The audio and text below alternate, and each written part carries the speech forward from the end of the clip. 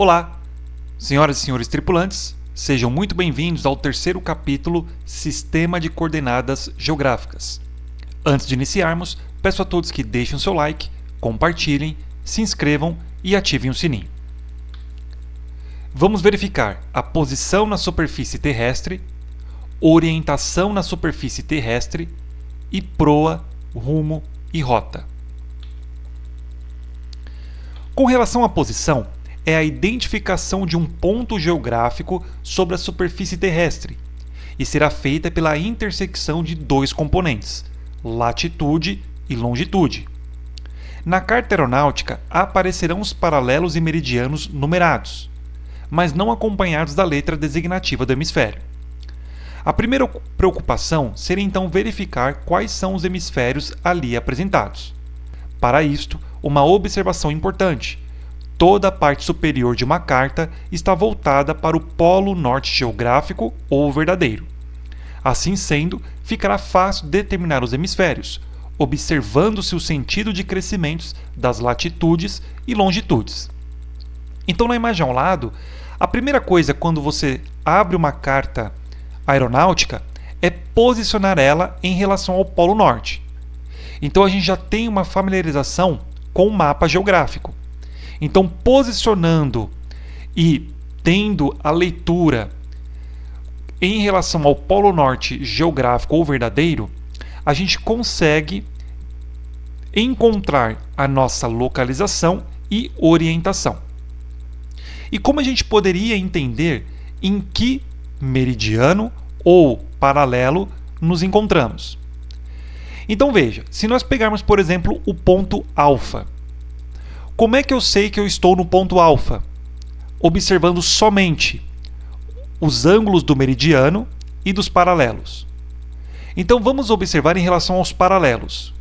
Veja que na parte superior do ponto alfa, nós temos os paralelos diminuindo, ou seja, indo em direção à linha do Equador. Então a gente já pode deduzir aqui que o ponto alfa, embora aqui já está explícito, mas que estamos no hemisfério sul, porque os ângulos, os paralelos estão diminuindo na parte superior e estão aumentando na parte inferior. Com relação aos meridianos, veja que tudo que está à esquerda do ponto alfa está com os meridianos diminuindo. Então nós estamos, por exemplo, no paralelo 50 graus e meridiano 100 graus. Então, à esquerda do meridiano 100 graus, teremos 80, 60, 40, 20 e 0. Então, a gente pode deduzir o seguinte, que nós estamos no hemisfério sul e a leste do meridiano de Greenwich. Ou seja, estamos na latitude 50 graus sul e 100 graus leste. Então, esse treino vai ser interessante para você conseguir encontrar a sua posição, a sua localização e orientação. Então, sempre verifique do ponto que você se encontra, os paralelos e os meridianos estão aumentando ou diminuindo, à sua direita ou à esquerda, ou acima ou abaixo. E a partir disso, a gente consegue descobrir se estamos no hemisfério norte, sul, leste ou oeste. A representação correta em relação às coordenadas geográficas precisa seguir uma sequência correta. Ou seja, primeiramente precisa vir latitude e depois longitude. O inverso está errado. Então esse é o primeiro ponto que precisa ser verificado no exercício. Um outro ponto é como está sendo representada a latitude e longitude. Então, 2 algarismos para graus, minutos e segundos, seguido do hemisfério norte e sul para a latitude, e 3 algarismos para graus, 2 algarismos para minutos e segundos, seguido do hemisfério oeste e leste para a longitude.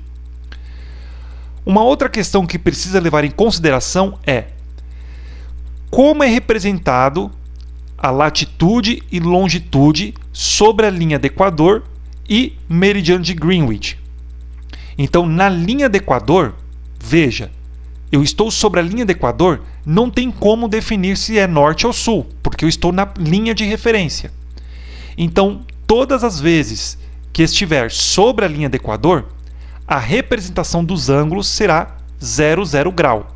Não terá nem minutos e nem segundos, porque eu não caminhei esse tempo, e muito menos hemisfério. Ou seja, eu estou sobre a linha do Equador. Já no meridiano de Greenwich, vai ser representado por esses três algarismos, 000 grau. Então não terá nem leste e oeste, e nem minutos e segundos, porque eu estou sobre a referência, tanto na linha do Equador quanto no meridiano de Greenwich. Então, se tiver uma coordenada geográfica a qual eu estou nesses dois pontos, será 00 grau, 000 grau.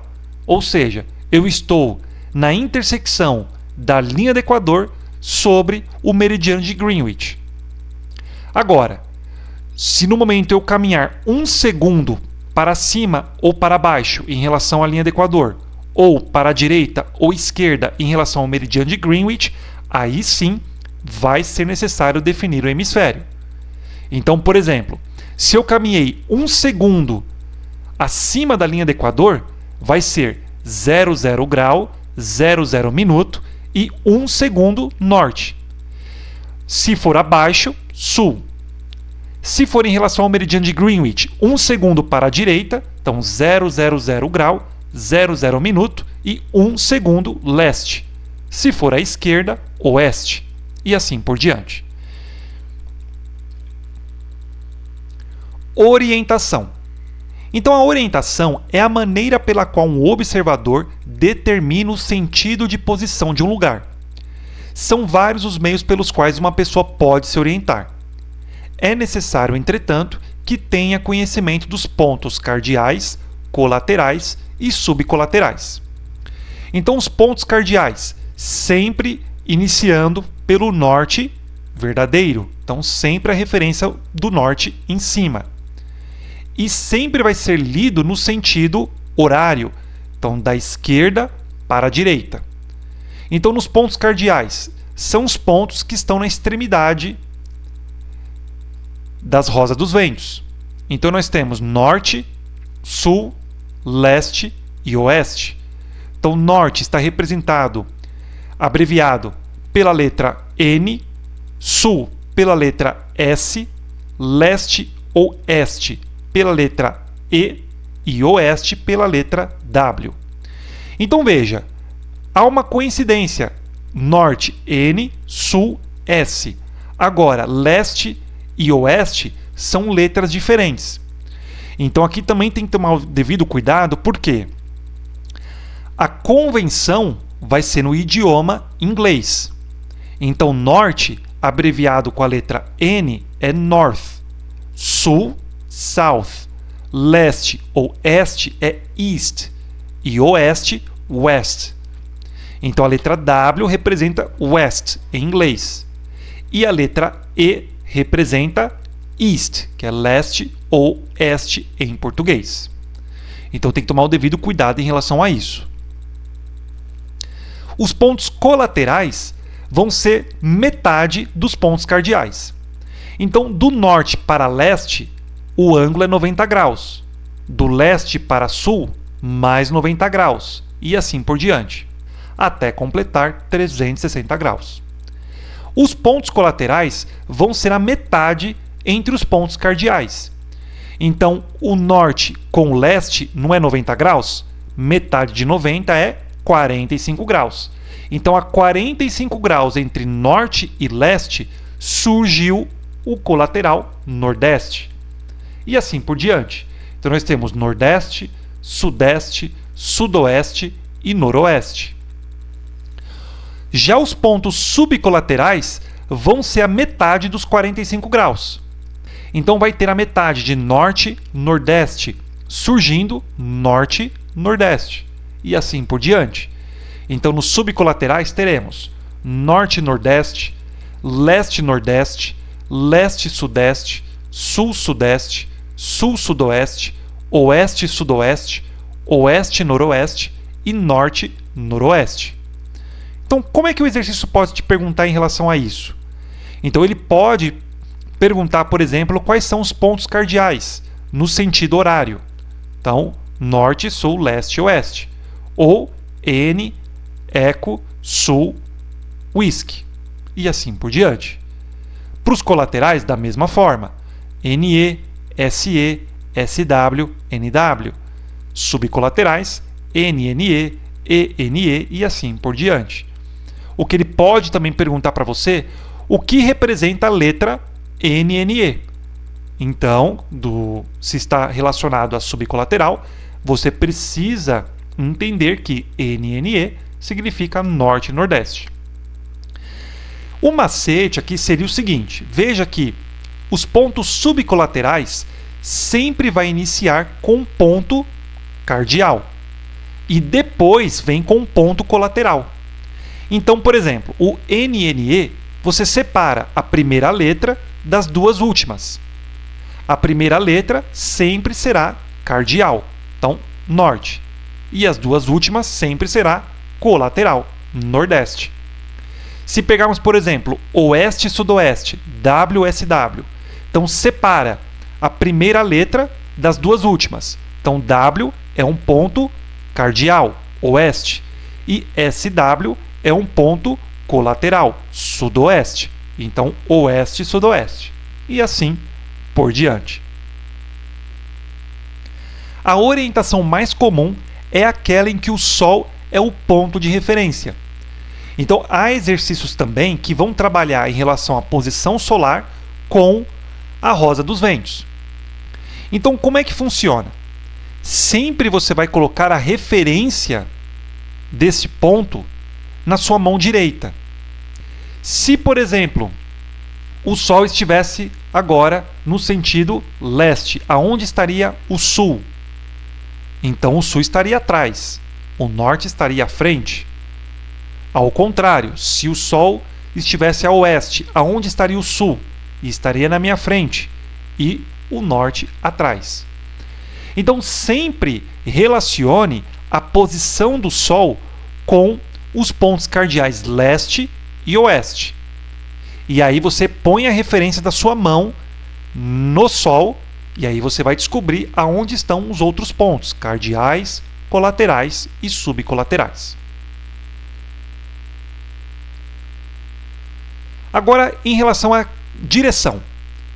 É a posição de um ponto com relação a outro por meio da rosa dos ventos, tomando como referência o norte.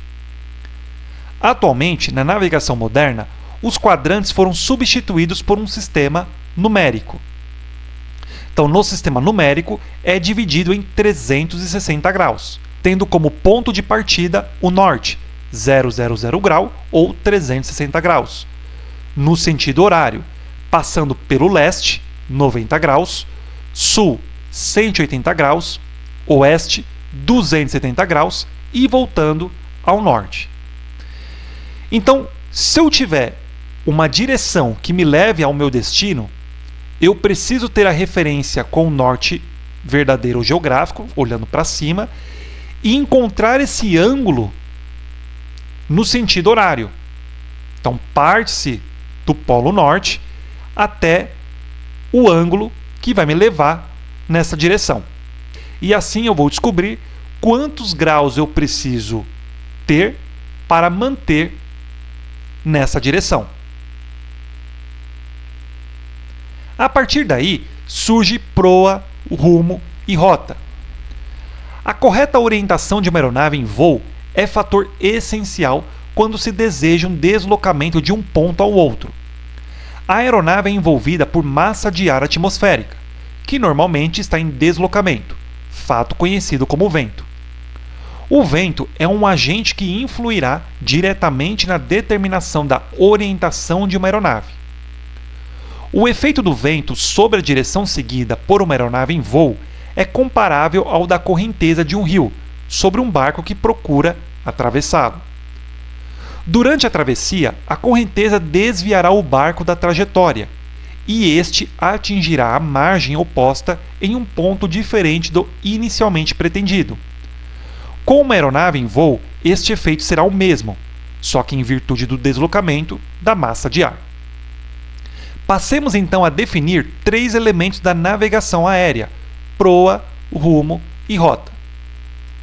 Então a primeira definição será proa. A proa é a direção do eixo longitudinal de uma aeronave, ou seja, aonde o nariz da aeronave está apontando. E vai existir proa verdadeira, proa magnética e proa bússola. A rota vai ser a projeção na superfície terrestre da trajetória prevista ou percorrida por uma aeronave. Então a rota, no exemplo ao lado, vai ligar um ponto a outro. Então eu vou ter um tracejado previsto ou que minha aeronave percorreu. Então nós teremos essa rota. Já o rumo vai ser a direção dessa rota.